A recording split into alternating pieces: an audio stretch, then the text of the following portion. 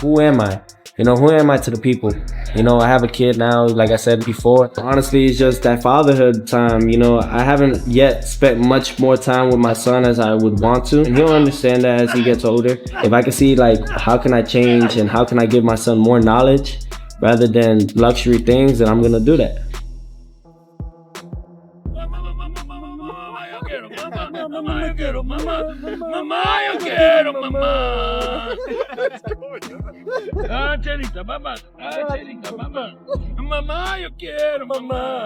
My father, though, is the one that really, he knows me best. He's seen me at my worst, he's seen me at my best, you know, and he's gonna be the one that definitely is gonna tell me the things that I really need to focus on how can I beat this guy. I trust him with my life. It's the first week. It's the break. The first minute hurts. Long before the crowd roars and the first punch is thrown, this fight is already underway. It doesn't start under bright lights or inside the cage. It starts in isolation, where confidence is questioned and routines are exposed. .2 fighters. Two completely different tempos, both marching toward the same moment from opposite paths. I just want everyone to see that, you know, my father didn't become trainer of the year just by luck. You know, in 2020, you know, we beat the most decorated fighter pound for pound during that time, Vasily Lomachenko. That was from him. You know, he told me how the game plan had to go. And he'll push him and he'll freaking just try dogging him. But he's trained for that. He's trained to keep on doing that every round. So when he spars, I tell him, okay, you could box. Yeah. You could box, but what's gonna happen when you can't box no more? You get tired of it and you feel that guy's weight. Yeah.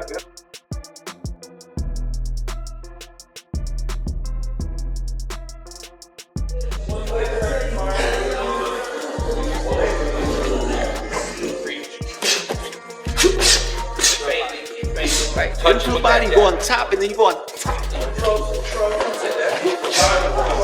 go, put that head.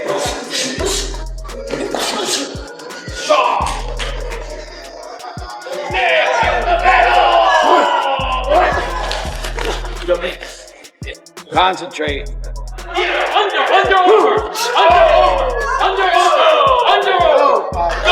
You're doing things I can almost never do it.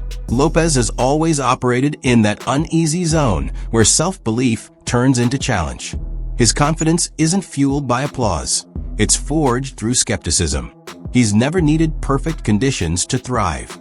In fact, disruption has often been the trigger that brings out his sharpest form. That's exactly why his approach to the Shakur Stevenson fight is so intriguing. At times, you know, I didn't want to go into the gym. I didn't, you know, especially when I had to swim. You know, that was painful.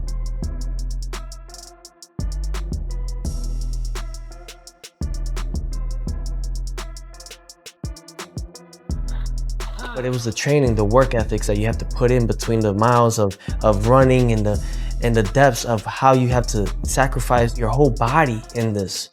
You know, a lot of people don't understand, even to this day, how much we have to really do, how much we beat up our body.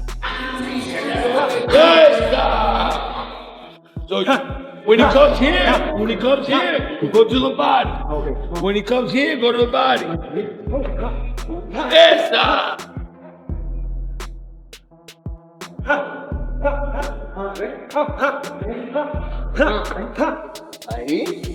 Oh, beautiful.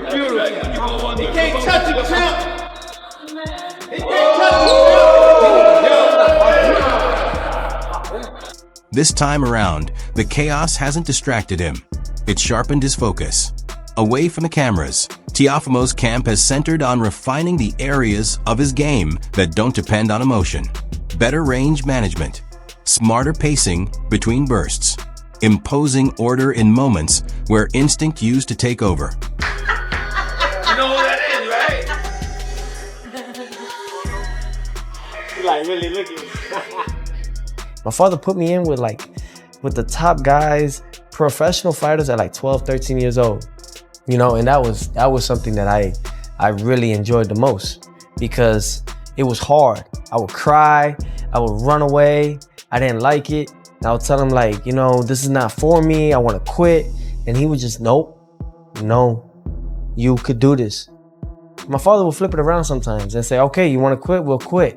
And literally I would stop for maybe a day or two and bug him, be like, hey, I want to go back in the gym. So I believe we had this connection, obviously, since birth. The focus this time isn't raw power or explosive moments. It's restraint, timing, the awareness that against a fighter like Shakur, opportunities are rare and mistakes linger. This camp feels built on responsibility, fewer performances for the audience, more honest conversations with himself. Every drill, every round seems aimed at the same test. Can Teofimo stay precise when the pace drops and the fight demands patience? Camp, you know, you gotta be serious and stuff. You know, yeah, that's to get focused on the fight, but gotta make it a fun camp. So, right now, I'm gonna blow my dad's ear. About 13,000 years ago, this was a phenomenal part in the study of ancient America. But it was wrong. The old notion has been completely overturned. Fossilized human footprints have been found in the New Mexican desert. No, I don't feel good, bro. Why you do that to me, bro? And you film that too, man? You better erase that. He understands that Shakur feeds on impatience. So the emphasis now is resisting that trap, applying pressure without forcing exchanges. This isn't Teofimo hunting highlights. It's Teofimo learning how to dictate when moments happen. And that version is the most dangerous one yet. It's important to take breaks in between camps, you know, or even in camp. We're so focused at what's at task that we end up forgetting to have fun. You know, we have a long week of training. Let's reward ourselves for that week. On the opposite end of that preparation is Shakur Stevenson, a fighter who has never required disorder to find his rhythm. Control has always been his comfort zone.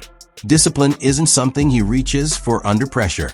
It's the space he's always lived in.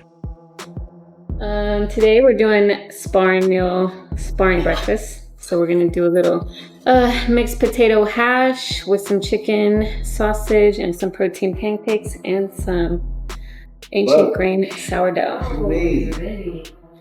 Ready. To me, too slow. You're too slow. Get out the way. It's all that matters. It's all that matters. If I'm Jack, I'm gonna keep walking to you and over there. He got a catch. It's only 3 runs.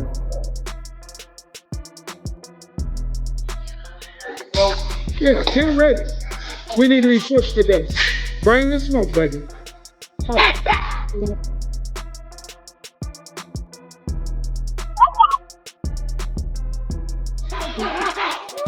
Keep doing it. Great.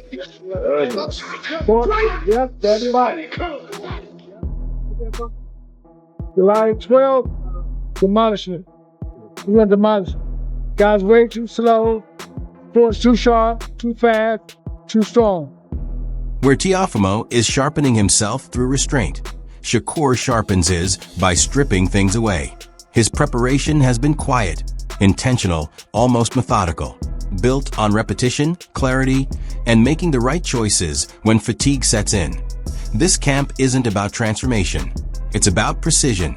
Every session is designed to strengthen the traits that already define him: command of range, balance under pressure, timing in tight windows, and the ability to stay mentally untouched regardless of the chaos around him. There we go. There we go. Left 15, all the way down. Tweaking a day. Yeah, that's that prep. That's so what you already been doing? Yeah. They got it. Let me say that. Good. That's good. I feel great. Sprints kind of be getting me right, get my conditioning right. Sometimes in a fight could turn into a sprint.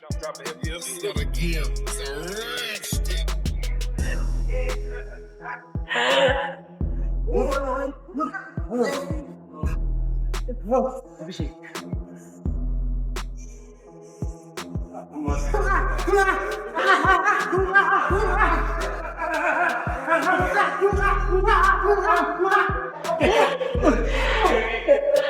Shakur prepares like someone who anticipates adversity, not surprises.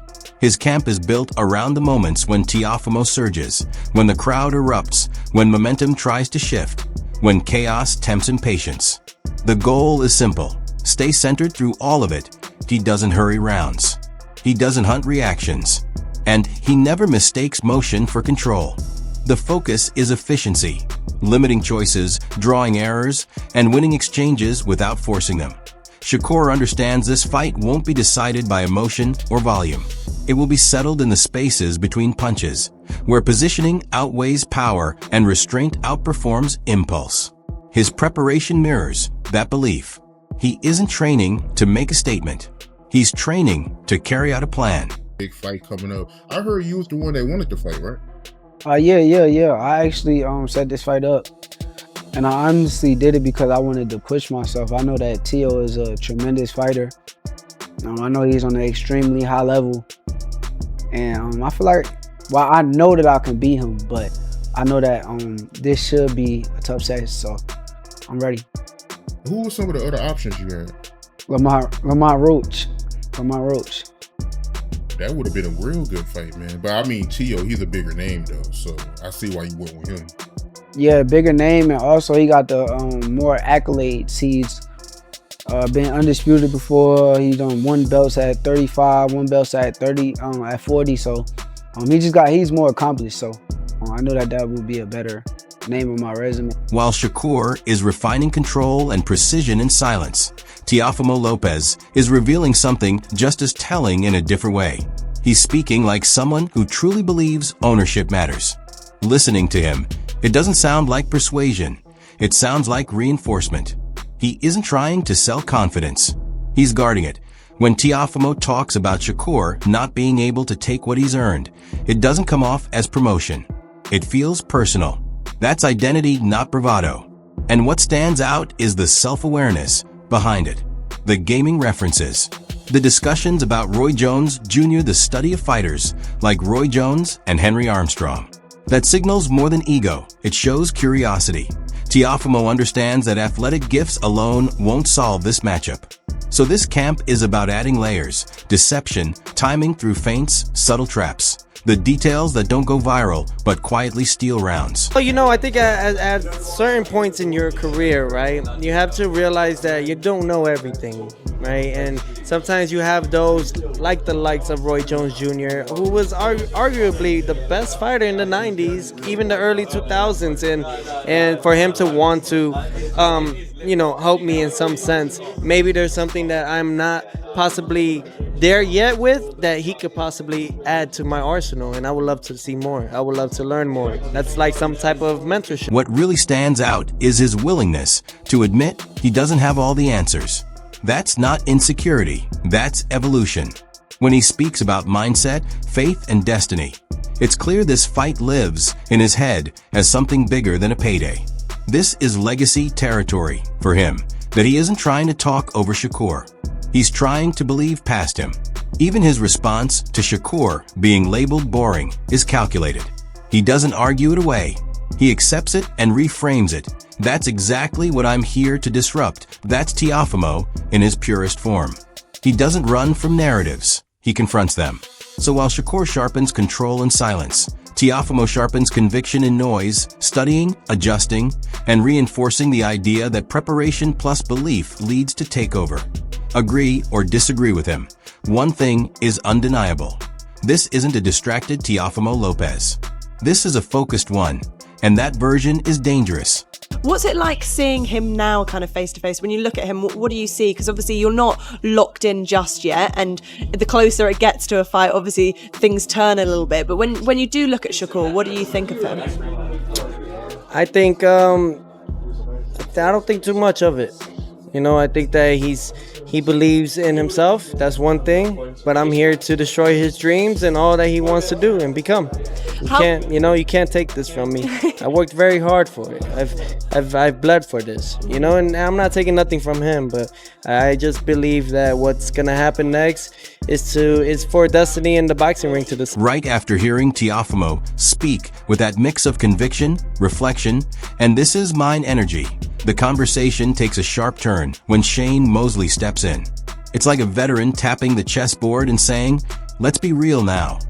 When Mosley calls this matchup a true 50-50, it's not hedging. It's respect for the threat on both sides. He frames it perfectly. It's not about hype, not about records.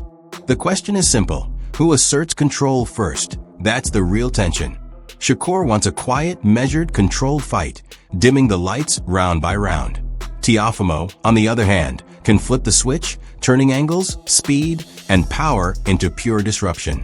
Mosley's reminder that Teofimo can box when he wants is crucial. Casual fans sometimes forget that. This isn't a reckless brawler chasing luck. This is a fighter who solved Lomachenko in real time. No small feat. I think you're going to need a couple of rounds, but the first round is going to be very interesting. Maybe you see some tails, but I think maybe 2 or 3 you're going to start seeing one leave the other. Because I don't think that, well, maybe, I mean, Shakur might show some different, if he has to go after Teofimo, he might show some different type of heart that we haven't seen or different type of fighting we haven't seen. And vice versa, you know, whereas Teofimo's hitting him with different shots off the angle that is kind of giving, you know, Shakur Stevenson trouble. We'll see about that. The talk about the weight jump is classic veteran analysis. Not panic, not assumptions. Just let's see how that speed plays when it's paired with added size. I also love how Shane Mosley refuses to crown anyone too early. He frames the first couple rounds as reconnaissance, but by round 2 or 3, the fight's fingerprints will be clear. Either Shakur quietly starts carving space with timing and positioning, or Teofimo begins landing those sharp, unusual angles that make you question your entire strategy. And the best part? Mosley literally shrugs at predictions, saying, "Nah, I'm just watching." That's exactly how this fight feels. You study it not to feel smarter, but to understand how razor thin the margins are. It's not about who looks better on paper. It's about who forces the other into a version of themselves they're uncomfortable facing. And when a Hall of Famer casually says he's grabbing popcorn instead of a scorecard, that's your signal.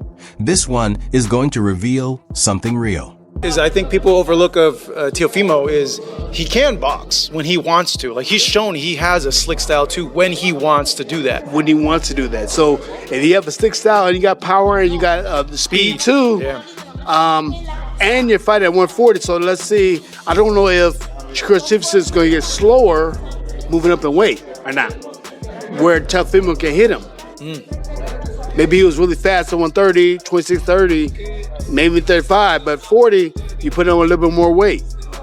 I think that he holds the weight probably really, really good, but you just don't know.